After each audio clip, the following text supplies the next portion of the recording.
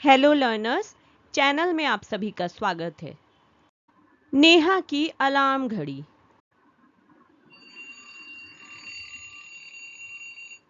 6 बजते ही नेहा की अलार्म घड़ी बज जाती है। नेहा को बहुत गुस्सा आता है अलार्म की आवाज सुनकर और वो मुंह बना लेती है और तकिए से अपने कानों को ढक लेती है ताकि उसको अलार्म घड़ी का अलार्म सुनाई न दे। लेकिन वो जानती थी कि अब तो उठना ही पड़ेगा, बचने का कोई तरीका था नहीं। फिर भी वो अपने आप से ही बड़बड़ाते हुए कहती है, हर रोज सुबह ये 6 बजे घड़ी बज जाती है और मुझे बिस्तर से उठना ही पड़ता है। कितना अच्छा होता अगर मैं कुछ देर और सो पाती। काश कि किसी दिन ये घड़ी अपना काम करना भूल जाए। तभी नेहा को अपने कमरे में कुछ गिरने की आवाज सुनाई देती है और जब नेहा ने देखा कि ये तो घड़ी गिर गई तो उसके चेहरे पर एक बहुत बड़ी सी स्माइल आ गई। इसी तरह से दिन बीता, रात हुई और अगली सुबह हो गई। अगली सुबह अलार्म नहीं बजा और नेहा सोती रही, लेकिन कोई था जो नेहा को इतनी देर सोने नहीं दे सकता था, नहीं तो उसकी स्कूल की बस छूट जाती। वो थी हर रोज उसकी खिड़की पर आकर बैठने वाली चिड़िया।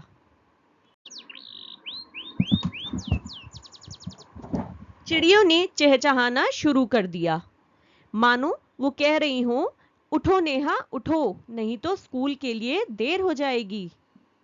चिड़ियों की ची ची ची ची सुनकर नेहा को बहुत तेज गुस्सा आने लगा और वो गुस्से में अपने आप से बोली, ओफो, अगर आज अलार्म नहीं तो ये चिड़िया आ गई मुझे उठाने के लिए।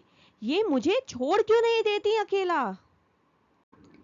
फिर नेहा को उठना पड़ा। ऐसे दिन गुजर गया और रात बीत जाने के बाद अगली सुबह हुई। आज तो नेहा की ये ख्वाहिश भी पूरी हो गई। ना तो अलार्म घड़ी बजी, ना ही चिड़िए उसको उठाने आई, लेकिन कोई और था आज जिसने नेहा को उठा दिया। क्या आप सोच सकते हैं कौन था वो? वो था जगमगाता हुआ सूरज, जिसकी रोशनी ने नेहा का पूरा कमरा भर दिया। जब सूरज की रोशनी नेहा की आंखों पर पड़ने लगी तो नेहा की नींद खुल गई। अब फिर उसको गुस्सा आया और वो फिर से अपने आप से ही गुस्से में बोली, ओह, आज ना घड़ी है ना चिड़िया है तो आज ये सूरज आ गया। ओफो। ऐसे करके वो दिन भी खत्म हो गया और अगली सुबह आ गई। अगले दिन नेहा की ये ख्वाहिश भी पूरी हो गई।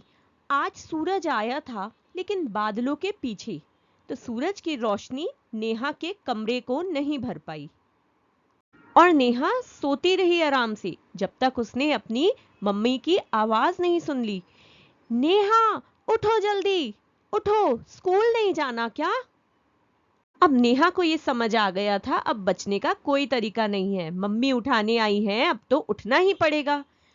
और वो ना चाहते हुए भी उठ गई और जल्दी से नहा धोकर तैयार होकर स्कूल के लिए जाने लगी। वो दिन भी खत्म हो गया और फिर अगले दिन। आज ना तो अलार्म घड़ी बजी, ना चिड़िया उठाने आई, ना ही सूरज की रोशनी नेहा के कमरे में आई, ना नेहा की मम्मी उसको उठाने आई।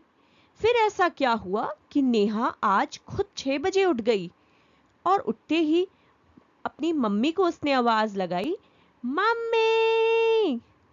हाँ नेहा, बोलो, क्या हुआ बेटा?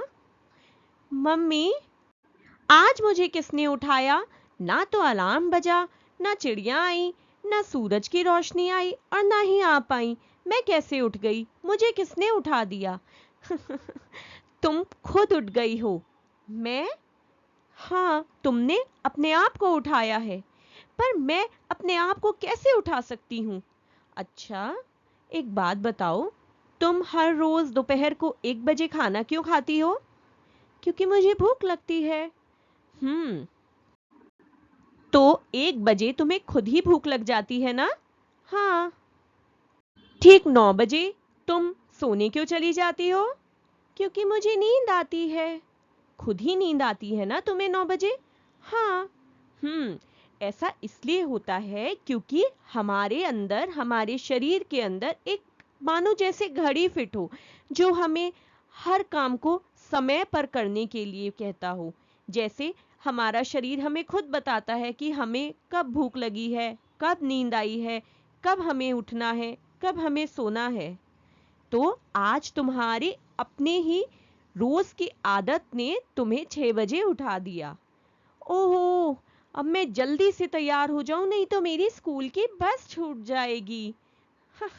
चिंता मत करो, आज तो संडे है, तुम आराम से उठ सकती हो। वीडियो को अंत तक देखने के लिए धन्यवाद। वीडियो पसंद आया हो तो चैनल को सब्सक्राइब करना ना भूलें।